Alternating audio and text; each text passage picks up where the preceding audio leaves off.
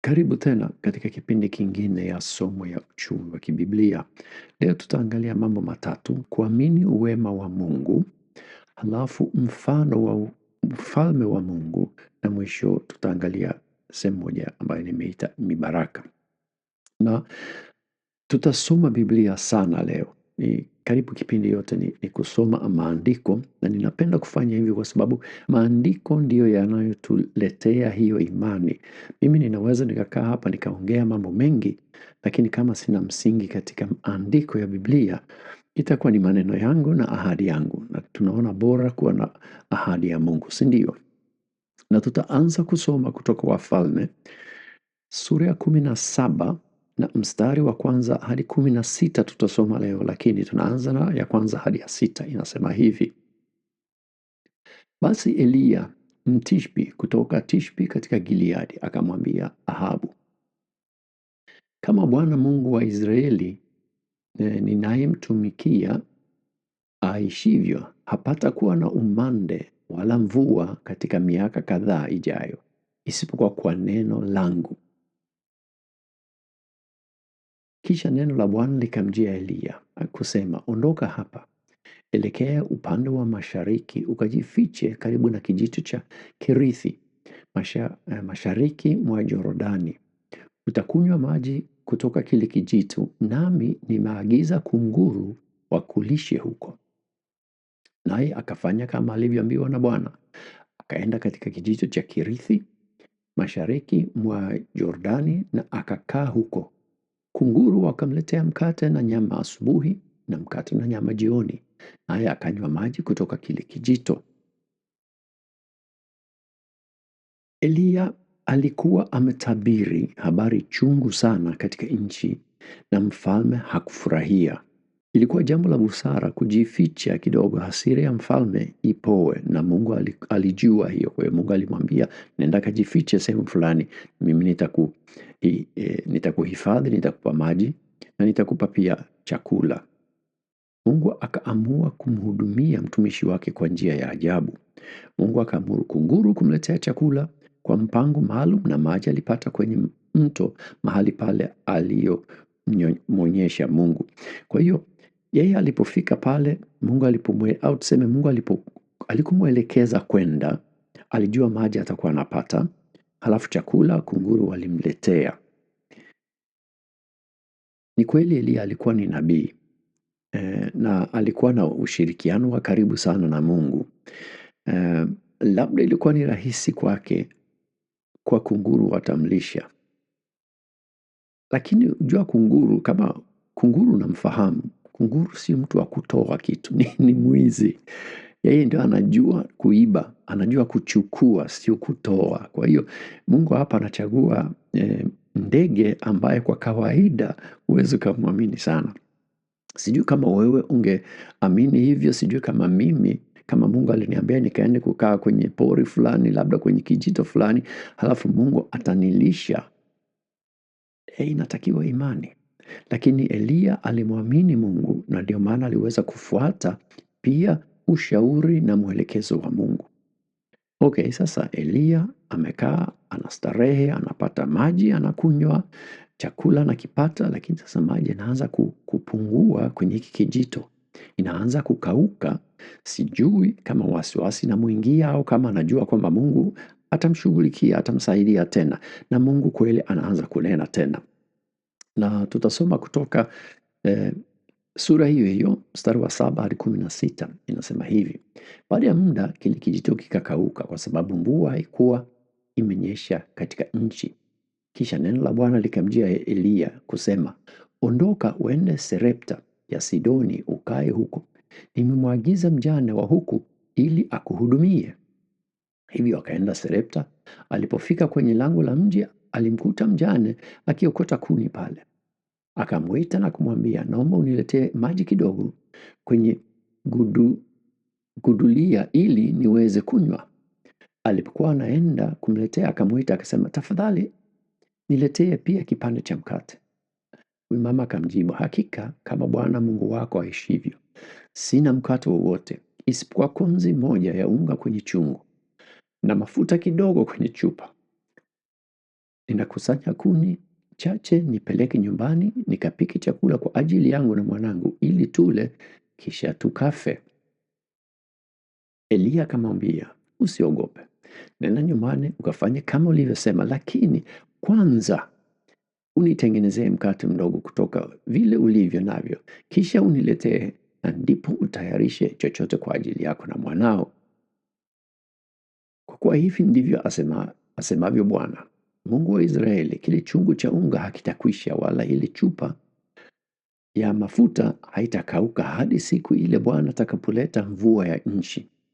Akaondoka na kufanya kama Eliya alivyomwambia. Kwa hiyo kukawa na chakula kila siku kwa ajili ya Eliya, yule mwanamke na jamaa yake. Kwa kuwa kile chupa hakikuisha unga na ile chupa ya mafuta haikukauka, sawasawa na lile neno la Bwana lililonenwa na Eliya. Hiyo ni sehemu ambayo ninapoisoma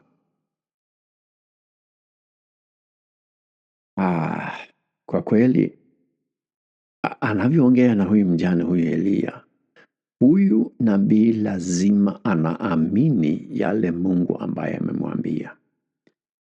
Kwa sababu mtu akikwambia sina cha kukupatia, ninayo hiyo kidogo nilionayo, naenda kuitengeneza, halafu mimi najua ndo hapo kuisha, tutakufa. Halafu huyu nabii anamwambia, wewe fanya hivyo, lakini kwanza unipe mimi. Ni aina fulani ya ushenzi eti. Ni kama vile huyu kwa kawaida, kama mtu akikwambia hivyo, unasema huyu ni muhuni, hana adabu. Huyu ni mtu mbaya, haoni huruma kwa huyu mama. Lakini Eliya hamuombi yule mama afanye vile tu, pia anamwambia nina neno kutoka kwa Mungu. Ninajua kwamba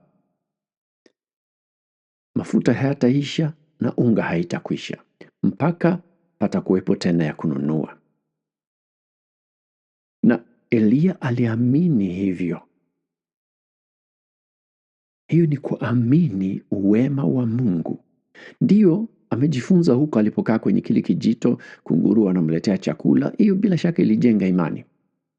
Lakini pia hiyo ni kitu kimoja. Amezoea kitu fulani, sasa Mungu anamletea, anamwambia kitu kingine. Anamwambia nimemwandaa mama moja atakaye kuhudumia. Anapokutana na huyu mama anamwambia sina kitu. Hapo lazima uwe na ujasiri na imani kama utanena kama vile Eliya alivyofanya. Lakini sio huyu nabii tu ambaye anaonyesha imani.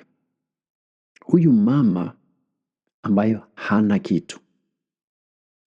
kitu chochote, anamwamini Mungu. Kwa sababu Eliya anaponena, huyu mama anafanya kama vile Eliya anavyomwambia kufanya. Hiyo pia ni imani. Kwa hiyo sio tu Eliya ambaye anaonyesha imani, yule mama anaonyesha imani kubwa sana. Halafu ujue kwamba huyu mama anajua huyu mtoto wake na yeye mwenyewe wanaenda kufa. Unaona? Hata hivyo yuko tayari kutoa kwa ajili ya nabii. Labda nafikiria hata hivyo tunaenda kufa, tukiongeza siku moja au kupunguza siku moja ya maisha labda sio kitu. Au anahisi kwamba huyu nabii ananena kitu ambayo ni kweli. Na kweli ilivyoenda, huyu mama alitosheka. Hivi wewe na mimi tukoje katika kuamini neno la Mungu leo katika maisha yetu? Kwa jinsi tunavyoishi, tunamtegemea kwa kuamini kwamba kweli atatuhudumia katika maisha yetu. Jambo kama hili kweli inawezekana leo? Mimi naamini kwamba inawezekana kabisa, kwa sababu mwenyewe nimeshuhudia katika maisha yangu wakati nimekuwa sina pato, sina kitu, lakini Mungu amenisaidia. Amenibeba katika maisha yangu. Mara nyingi kuna wakati nina kazi, mambo yanakwenda vizuri, sihitaji hata kufikiria.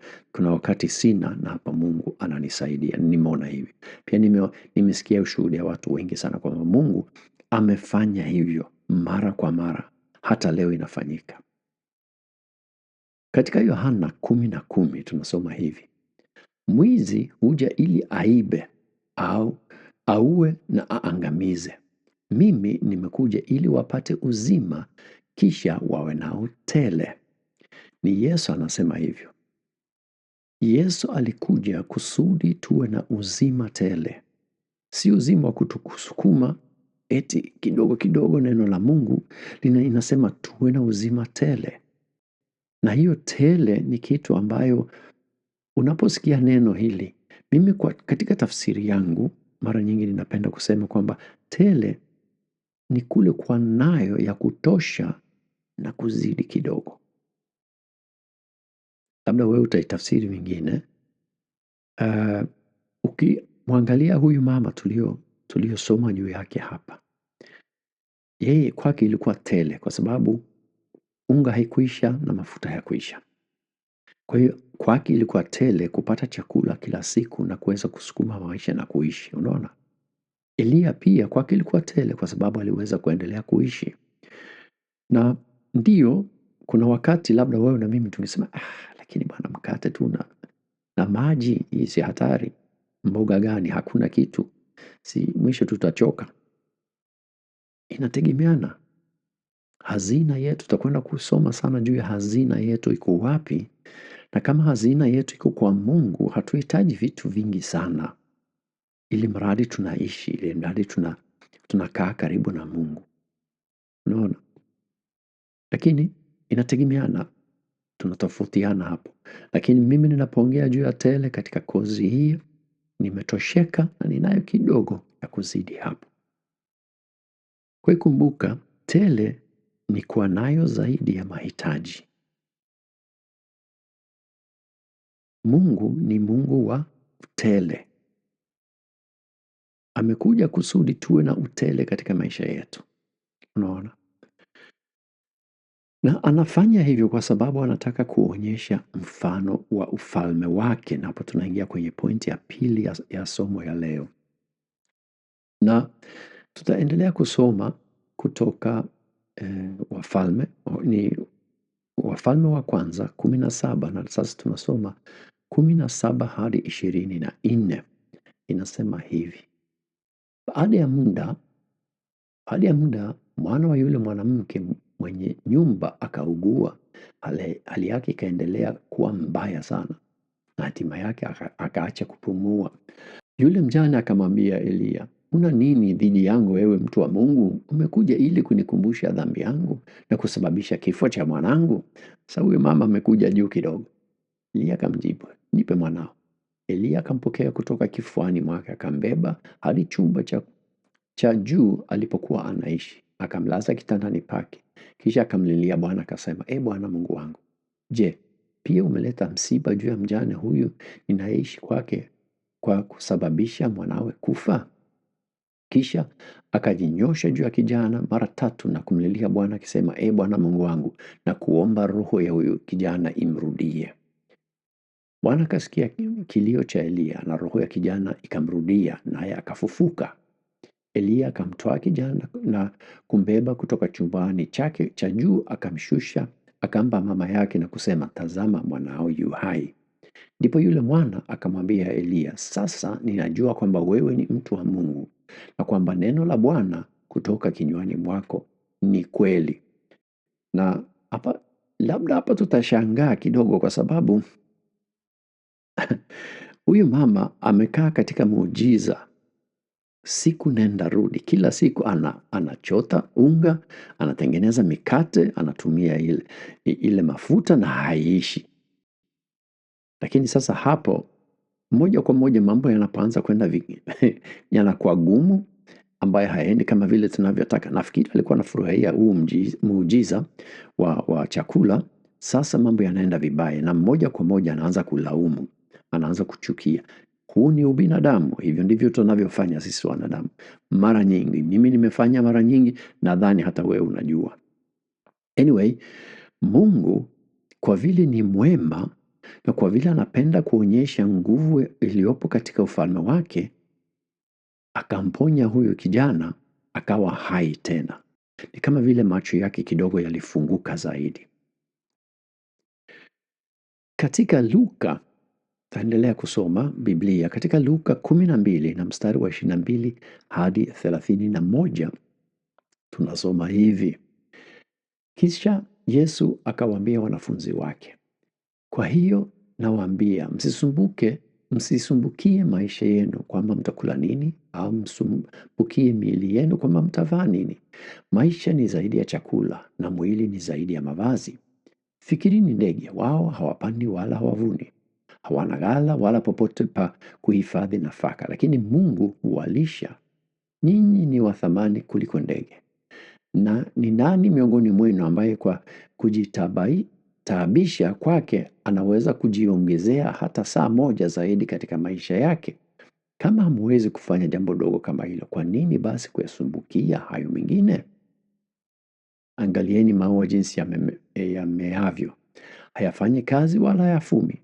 Lakini nawaambia, hata Sulemani katika fahari yake yote hakuvikwa vizuri kama mojawapo ya hao maua. Basi ikiwa Mungu huyavika hivi majani ya shambani ambayo leo yapo na kesho yanatupwa motoni, si atawavika ninyi vizuri zaidi, enyi wa imani haba?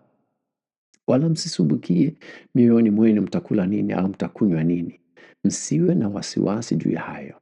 Watu wa mataifa ya dunia husumbuka sana kuhusu vitu hivi vyote, lakini Baba yenu anafahamu kuwa mnahitaji haya yote. Bali utafuteni ufalme wa Mungu, na haya yote atawapa pia.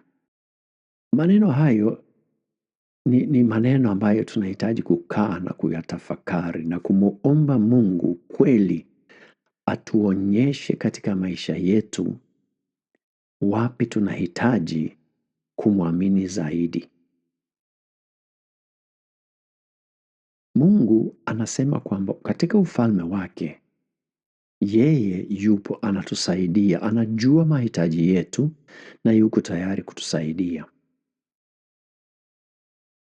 Mara nyingi mazingira yetu, yale mambo ambayo yanatuzunguka, yale matatizo ya kila siku yanatufanya tuwe na wasiwasi. Lakini mazingira hayaongozi utawala wa Mungu au nguvu za Mungu. Mungu anaongoza kila wakati na kila muktadha au mazingira. Mungu anatuambia kuna jambo moja ya muhimu kuliko vitu vyote, na ni kutafuta kumjua yeye. Na sababu ni kwamba tunapomfahamu yeye, tunapoanza kumjua yeye na moyo wake na upendo wake jinsi ulivyo kwetu, tunaanza kumwamini. Kama hatumjui, hatuwezi tukafahamu jinsi alivyo, na hatuwezi kuamini jinsi alivyo. Anapenda tufahamu upana na urefu wa utawala wa mbinguni. Na njia ambayo ametupatia kuweza kumfahamu na kupata hiyo imani ni katika kule kumkaribia, kukaa karibu naye, kusoma neno lake, kutafakari juu ya neno lake. Neno lake ni msingi wa kupata ile imani tunayohitaji. Anatuambia sisi tujitahidi kumfahamu yeye. Mambo yale mengine yeye atatusaidia. Unaona? Hasemi tuache kufanya kazi, hasemi tuache kujitahidi. Anasema tusisumbukie hayo. Unajua kuna tofauti kati ya kusumbukia maisha au kuishi maisha. Ni kawaida mtu anafanya kazi, na kazi ya mikono, na Biblia inatuambia tufanye kazi. Kazi ya mikono yetu ndio mara nyingi inatulisha, lakini Mungu anatuwezesha kufanya hizo kazi. Mungu anafungua njia pale ambapo sisi hatuoni njia. Hiyo ni mmoja wa wema wake, anatusaidia. Kumwamini Mungu kwamba atakusaidia katika maisha yako, sio kukaa na kusubiri akulishe. Hiyo si kawaida. Mungu anatufungulia njia. Kuna wakati ndiyo anaweza akafanya hivyo, lakini kawaida tunapata njia ya kuweza kupata pato au kitu tuweze kula. Mimi nafikiri sababu moja ya Mungu kupenda tuamini uweza wake na yani kutafakari neno lake, kujifunza zaidi yake. Anapenda tuishi maisha katika imani inayotenda, imani inayotegemea kwamba yeye ni mwema kwetu. Tuishi maisha ambayo yanafanana na utawala na ufalme wa Mungu. Nitoe mfano. Ukimpa mtu kitu cha thamani sana, kwa mfano uende sehemu fulani, yani shamba au porini kabisa, alafu unakuta watu ambayo hawana umeme, hawana magari, mambo ya kompyuta hawajui, yani yote hawajawahi. Au unakwenda kwa mzee mmoja ambayo, ndugu yangu, yeye hata simu haijui. Halafu unampa kitu, simu, kompyuta, gari, kitu ambayo hawezi hata kwa sababu haifahamu, hajui, hata unamwachia tu, si ndio? Haitamsaidia. Mungu ametupa neno lake kusudi tujifunze kutoka neno lake. Tunapojifunza ndio tunaweza kuanza kutumia yale. Kwa hiyo ukimpa mtu gari, inabidi pia umfundishe ajifunze kuitunza na kuitumia. Hapo italeta faida kwake. Gari tu peke yake haina faida kwa mtu ambaye hajui faida yake. Hajui hata kuiwasha, itakuwa kama pambo tu. Haina msaada kwake. Lakini unapoanza kujua kutumia vitu hivi, vinakuwa msaada katika maisha yake. Na ni sawa sawa na neno la Mungu. Tunapojifunza juu ya neno lake, tunaanza kuona jinsi Mungu anavyobadilisha maisha yetu kufuatana na ile imani inayojenga ndani ya maisha yetu. Kwa hiyo tukumbuke kwamba Mungu anapenda kuonyesha utawala wake hapa duniani kwa mifano mbalimbali. Anapenda sana tutafakari utawala wake kusudi tujifunze kufaidi utawala. Tutumie uraia wetu kama Wakristo na kupokea baraka zote zilizoandaliwa kwa ajili yetu. Hiyo ni kusudi ya Mungu. Mungu anapenda hivyo. Tunafika katika sehemu ya mwisho ya somo na inahusu mibaraka. Na hapa itakuwa kusoma Biblia tu. Nina pointi ndogo lakini zaidi tutasoma Biblia. Mungu kweli ana hamu ya kutubariki wewe na mimi. Angalia maandiko ambayo yanafuata. Baadhi ya haya ambayo ninayasoma tumewahi kusoma, lakini tunarudia kusoma. Kama nilivyosema, maandiko unahitaji kuyaingiza katika akili yako kusudi yafanye kazi, sio kuyasoma mara moja alafu kwenda kuyasahau. Ni kama mahubiri Jumapili, wengi ukiwauliza baada ya ibada, watasema, vipi mahubiri? Yalikuwa mazuri sana. Walisema nini? Sikumbuki. Tunahitaji kurudia tukumbuke, yakae tuyakariri ndani ya maisha yetu. Na sio tu kwamba Mungu anapenda kutubariki, anatubariki kweli. Tutaanza kusoma Nyakati, kitabu cha kwanza cha Nyakati 29 na mstari wa 14 inasema hivi: lakini mimi ni nani na watu wangu ni nani hata tuweze kukutolea kwa ukarimu namna hii? Vitu vyote vyatoka kwako, nasi tumekutolea tu vile vinavyotoka mikononi mwako. Kumbukumbu sura ya 28 1 hadi 14. Kimtii Bwana Mungu wako kwa ukamilifu na kufuata amri zake zote ninazokupa leo kwa makini, Bwana Mungu wako atakuweka juu ya mataifa yote katika dunia. Baraka hizi zote zitakuja juu yako na kukupata kama ukimtii Bwana Mungu wako. Utabarikiwa mjini na utabarikiwa mashambani. Utabarikiwa uzao wa tumbo lako na mazao ya nchi yako na mifugo wako wachanga, yaani ndama wa makundi yako ya ng'ombe na wanakondoo wa makundi yako. Kapu lako na vyombo vyako vya kukandia vitabarikiwa. Utabarikiwa uingiapo na utabarikiwa utokapo. Bwana atasababisha adui wainukao dhidi yako kushindwa mbele yako. Watakujia kwa njia moja, lakini watakimbia mbele yako kwa njia 7. Bwana ataagiza baraka juu ya ghala zako na juu ya kila kitu atakachogusa kwa mkono wako. Bwana Mungu wako atakubariki katika nchi anayokupa. Bwana atakufanya kuwa taifa lake takatifu kama alivyokuahidi kwa kiapo, ukishika maagizo ya Bwana Mungu wako na kwenda katika njia zake. Kisha mataifa yote ya dunia wataona kuwa unaitwa kwa jina la Bwana, nao watakuogopa. Bwana atakupa kustawi kwa wingi katika tunda la uzao wa tumbo lako, katika wanyama wachanga wa mifugo yako na katika mazao ya ardhi yako, katika nchi aliyowapia baba zako kukupa wewe. Bwana atafungua mbingu, ghala zake za baraka kukupa mvua kwa majira yake na kubariki kazi zako zote za mikono yako. Utakopesha mataifa mengi, lakini hutakupa kwa yeyote. Bwana atakufanya kichwa wala si mkia. Kama utazingatia maagizo ya Bwana Mungu wako ninayokupa siku hii ya leo na kuyafanya kwa makini daima, utakuwa juu, kamwe hautakuwa chini. Usihalifu amri zangu zozote ninazokupa leo kwa kwenda kuume au kushoto, kwa kufuata miungu mingine na kuitumikia. Hiyo nenda nyumbani ukaisome. Sehemu hizi nenda ukazisome. Si unanisikia tu mimi naposoma na ni sehemu ndefu naanza kuchoka hata kusoma. Lakini ni muhimu sana kusoma na kusoma na kusoma na kuyaingiza katika ufahamu wa kuishi neno la Mungu. Tutasoma kutoka Luka tena. Tumeshaisoma mara moja katika kipindi hiki, lakini nitairudia kuisoma.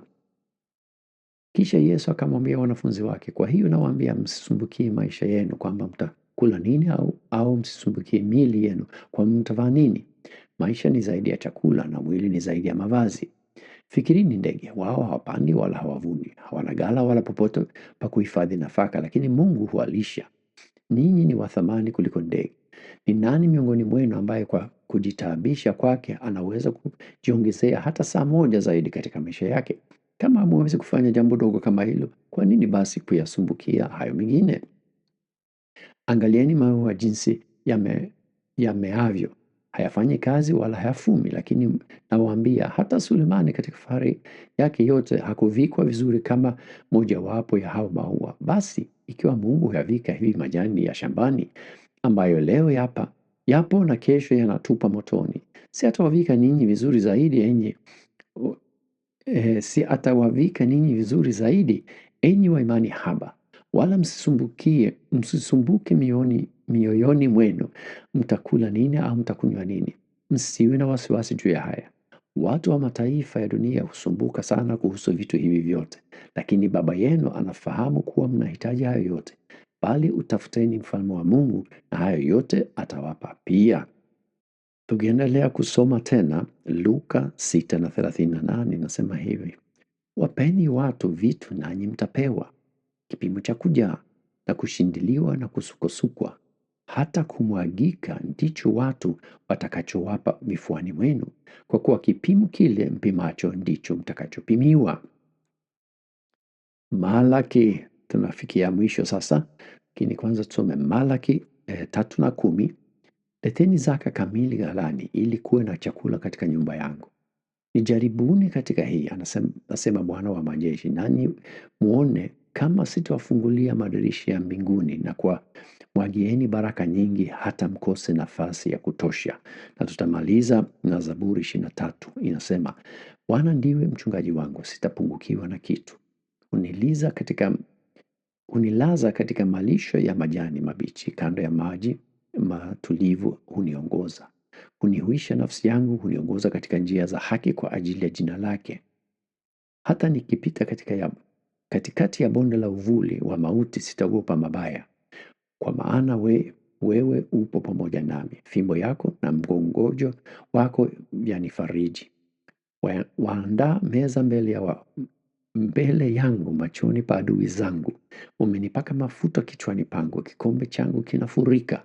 Haki ya wema na upendo vitanifuata siku zote za maisha yangu, naam, nitakaa nyumbani mwa Baba milele. Maneno hayo yanasema hata bila mimi kuongeza kitu. Kwa hiyo mimi ninapenda uyasome hayo maneno. Kama kawaida, kuna link ya kufuata kupata notes zote ya kipindi. Nenda pale unapata kila andiko, au kama unapoangalia labda unaandika sehemu ambazo ninazisoma, fanya hivyo. Lakini napenda ufanye kazi nyingine tena kabla ya kuendelea na masomo hayo. Jaribu kukumbuka jinsi Mungu alivyokubariki katika maisha yako. Tafakari baraka zake katika maisha yako leo. Kuna nini ambayo unaweza kumwambia Mungu, hapo umenibariki, hapo umenibariki, hiki naona ni baraka yako. Jaribu kutafuta na kufikiria hayo mambo. Halafu fikiria jinsi unavyoamini Mungu atakavyokubariki katika siku za mbele. Njia moja nzuri unapofanya zoezi kama hiyo ni kuandika yale ambayo unayafikiria. Sio kuyafikiria tu, halafu njaa inaingia na unahitaji kwenda kula kitu, hapana. Unayaandika, unaweka katika daftari au unaandika katika simu yako au pale ambapo unaandika notes zako. Halafu naweka hiyo baraka ambayo ninajua nimepata katika maisha yangu. Hiyo ni namba moja. Baraka ambayo ninazihisi sasa hivi katika maisha yangu. Halafu tatu, baraka ambayo ninategemea kupata katika siku za mbele. Na hii ya tatu ni kitu cha kuombea na ni kitu cha kutazamia kuona kama kweli itafanyika. Okay, tunapoendelea kipindi hiki kinaishia hapa, lakini nakushauri nenda kasome hizo sehemu, tafakari hayo maneno na jaribu kuyakumbuka na kuyatumia kuishi hayo maandiko katika maisha yako. Tunapoendelea tutaongea juu ya kitu ambayo ni sheria ambayo Mungu ameweka katika ulimwengu wetu na ni sheria ya kupanda na kuvuna. Hiyo ni katika kipindi kinachokuja. Imekuwa ni kipindi kirefu leo. Tumesoma maandiko mengi, bila shaka umebarikiwa na hayo. Mimi nimejaribu kuongea kidogo na nimetoa nafasi kwa neno la Mungu kuongea zaidi. Kama umefika mpaka mwisho, mimi ninashukuru. Mungu akubariki na bila shaka tutaonana katika vipindi vingine siku za mbele.